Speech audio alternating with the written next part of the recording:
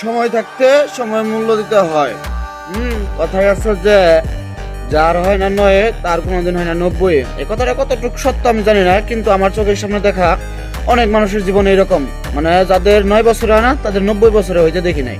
আমার 90 বছর হয় নাই, কিন্তু এরকম আর কি মনে হয় যে 30 বছর 40 বছর এখন পর্যন্ত হয় নাই।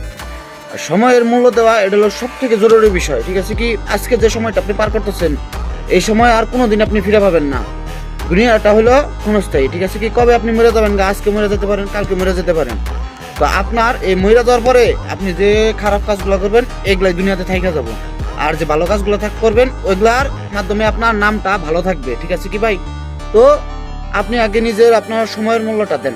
সময়ের মূল্য মতো সময়ের কসম আল্লাহ তাআলা পর্যন্ত করছেন যে সময়ের কসম কোরআন শরীফে করা হয়েছে। তো এই সময়ের মূল্যটা দেওয়া শিখেন আগে, তাহলে সেনা জীবনে কিছু করতে পারবে।